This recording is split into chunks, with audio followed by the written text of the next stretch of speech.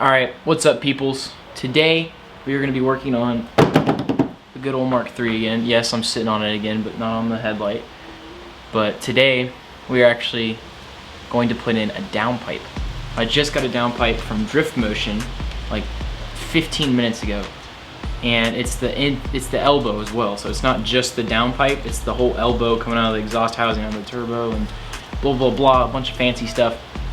But to cut in quickly, this is going to be the installation video. This is how I'm going to show you what to do, how to do it, and how I'm going to do it. And I'll give you a before clip of an exhaust, a cold start, because this thing is cold as crap right now. And then we'll go from there. But I will have another video out that actually shows like sound, and I'll either put this thing on a tripod or I'll get one of my friends or someone to come and help me, and we're going to do some drive-by videos and stuff of the new exhaust when I get it done. Because this exhaust, as it currently is right now, as the stock elbow, goes to an HKS downpipe, which I was told was a 3-inch, but I also learned that the exhaust guy said it wasn't a 3-inch, so it must have got bent or something got hurt. One of the studs is missing out of that sucker, so I need to get it replaced. My whole exhaust from the downpipe back is a 2.5 because the exhaust, the guy that I went to, who did a good job, said that it was the downpipe was a 2.5. It wasn't really a 3-inch. It was like a 2.5 where it connected, then it expanded into a 3-inch, and then went back down to a 2.5, which doesn't do anything when it comes to power, if you guys know that. And so I just got a 2.5 all the way back, which cost about 250 bucks for basic stainless. And all I want to do now is I'm going to put this downpipe on. It's a true 3-inch, so I'm hoping that'll help. And then I'm going to get an exhaust made by a local shop that's going to be 3-inch all the way back. I'll let you know about power and everything else, but let's get freaking started. So first things first, I know this isn't the best angle. I know this isn't the best angle in the world, but we are going to get a cold start. So I'm going to jump in here real quick with the exhaust that I've had on for like 4, 5, 6 plus months, maybe even a year, I don't even know. But I've had this exhaust on here for a very long time. It bounced off the seat into the abyss that everybody knows on the crack of your seat. Everything gets stuck on. But here's the box. I guess this will be technically an unboxing video as well. We're gonna slap this puppy open after I do a cold start, but right now it can get out of the way.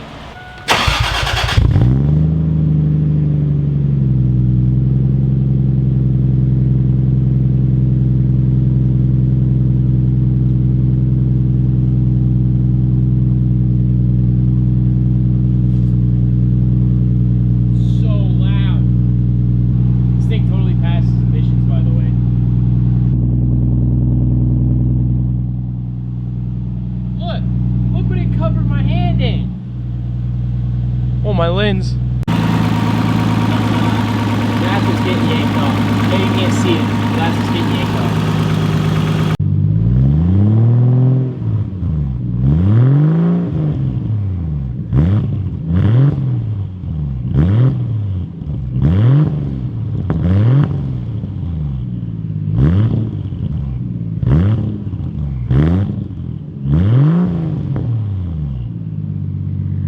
But there you go, there's the stock O2 sensor right there. I can't really point because I have my phone in my hand. But there's a stock O2 sensor. Here is the elbow. God, I'm terrible at this. Here's the elbow, pointing at it right in there. You can see that bolt. That's the start of the elbow. And you can see where the new piece of metal is right on the tip of my blurry finger.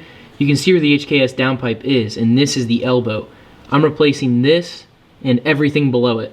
And I'm putting the O2 sensor in, obviously. I'm gonna put this stock one in, but I'm gonna put it in the new bung. And it does have a gasket on it, thankfully. So I'm gonna try and reuse that, but there's a stud missing from that downpipe too. You can probably see it down there. I can't zoom in because I got my hands full, but it's 4 bolts holding the downpipe into the elbow, or no, the elbow into the turbo housing, and then that should be it. I do have to get an exhaust made from a shop, so it'll be open downpipe when I do start it. So the good thing is the pipe, it's a little bit warm from when I cold started, obviously, but I don't even think I think it's still, I can touch it. Yeah, she's got a little heat in her, but nothing crazy. So I think I should be okay to take that O2 sensor out. I know you're supposed to take it out when it's like ice cold, and it's pretty much ice cold. When I was revving it earlier, which was about 40 minutes now because that stupid camera died. I'm gonna slap her in there.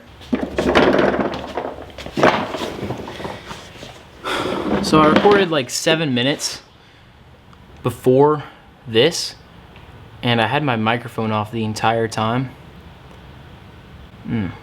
Like stock microphone, I guess is what you could say. Caught any of it. I have no idea. But to summarize, if it didn't, I was using this metal blade, electric rotary sawzall, cut through it. I got almost halfway through it until I started to realize that it cut one side and didn't cut the other side.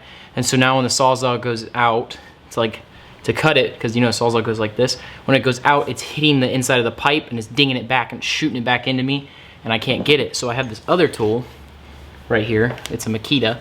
It's an oscillating saw. Like,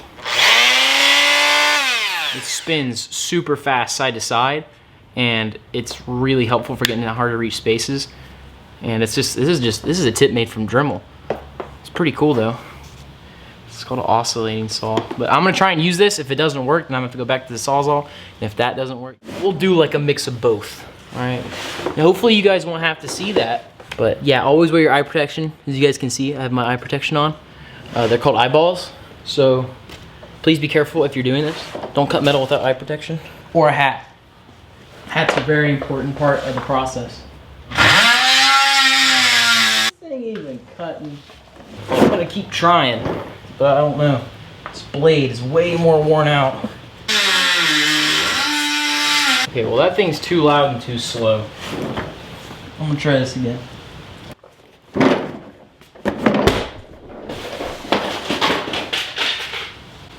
Tired of that creeper. Everything I'm doing is OSHA certified, by the way. I've actually been certified with OSHA training, so don't do this at home. Only my sexy biceps can do. So seriously, don't do this though. All right, I'm not making you suffer, and I don't want to edit this, so I'm just gonna turn it off. I got it out. I did it. Took a while, but I finally got it cut. That's where the new pipe was. But here's the HKS downpipe. See, it looks 3-inch, but like, look right there. So you know, like going from a 2.5 to a 3-inch ain't gonna do anything. But look at this. I've been running this pipe for just a while I've been lowered. Look at that. She's taking a beating. But there's the stock housing. You see that? That's gonna make a massive difference, I'm thinking. But I need to figure out if I can pull those studs out with the O2 sensor. The old HKS downpipe, which it is a 3-inch, but not right there. And so that's probably why the exhaust guy told me it's not a true 3-inch. It also had a whole nut was off of it, so whatever. This piece up top seriously probably weighs 30 pounds. It is cast iron or something like that, but it's, man, it's heavy. I don't know if you can look down in there or not, but that's the stock one. Here's the new one. Nothing. I think there's going to be a massive difference when it comes to spool time. And there's no cut down, obviously. It's true. All the way down. Highly recommend this. It's only 200 bucks from Driftmotion. I can't get those studs out. I have no idea. I tried putting the stock nut on there and just like cranking it like maximum torque all the way down, but I don't want to break it, so I don't know what to do. Hey guys, and welcome to another episode. Today in this video, I'm going to show you how to remove a stud from your car. Here is the back of the turb skeet. I don't think I'm going to be able to get a good enough angle for you guys to see anything. Here's the inside of the turbo. That's the best I can do for you. I know, I'm sorry. But I'm going to slide that new downpipe on the elbow. See how long that takes us. Alright everybody, got it done. Got it put in the car. Everything's all buttoned up. It probably, after the, last time you probably saw something was the sawzall scene. After that I kind of gave up on filming just because I was kind of getting frustrated with it and I just wanted to get it done and over with. I felt like there was no point in showing you the reverse part. I gave up on filming that. I did cut it though. The sawzall was the win. The oscillating saw didn't do crap. It did nothing. The sawzall, I just finally got it at the right angle and it went cut right through it. And then the trick I found out with taking it off is I had all the bolts off obviously and I had the O2 sensor off and I just sat at the bottom of that pipe and just shook it like this I know that looks weird. And then I pulled it all the way down and just dropped to the ground. And then the best way to put it in is, I tried going from the top, but the best way is putting it in is going up from the bottom. But as soon as you get it up in there, you're gonna need 2 people. It's really, really hard. If you get another person under there and kind of get them to shake it and like grab right near the like flex pipe basically, and start shaking it like crazy, it'll kind of go boonk, because that's what mine did. I had Joseph here for a second. No one got to see him, but he was here for a second. He started shaking it, and it finally just went right on those studs. I slapped those bolts on there, and it took maybe 10-15 minutes. I did have to go get new bolts from Home Depot. I had to go there. If you want the specs, they're M8 bolts, and I think they're 1/4 inch long. I believe so. So they're M8 and 1/4 inch long. And I got locking washers and flat washers, obviously, because that's what the stock ones came with, so I just did that. Or the stock one was actually just a nut. But I put locking washers and a flat washer on it, and it's fine. The O2 sensor's good. I did have a problem where the car didn't want to start, though. The car was having a problem right when I got towards the end. It didn't want to start, and I thought it was the O2 sensor. And I unplugged it, and it still didn't start, so I undid the battery and put the battery back on and let the computer do its reset thing, because it's done this to me a few times. And as soon as I let that computer sit and unplug the battery, it started right up. It's so weird. The O2 sensor's fine. So, and I'm using the old gasket. Nothing's leaking. The bung for the wideband O2 does not leak. The O2 sensor doesn't leak. The new gasket that I put on the downpipe, nothing leaks. It's perfect. The flex brake's good. Everything's good. I'm getting exhaust made for it tomorrow. All right, here you go.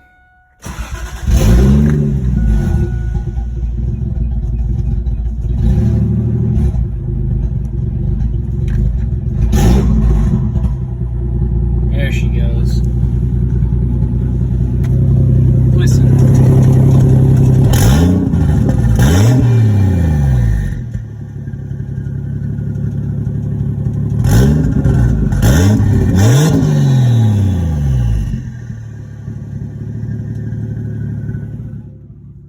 There you go.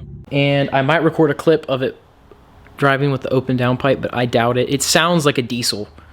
I'll tell you that right now. It sounds like a 12-valve Cummins, like just insane. I may put a clip in it I took one on my phone. I may do a little clip like that, but that's it. You guys aren't hearing anything else because it does not sound good.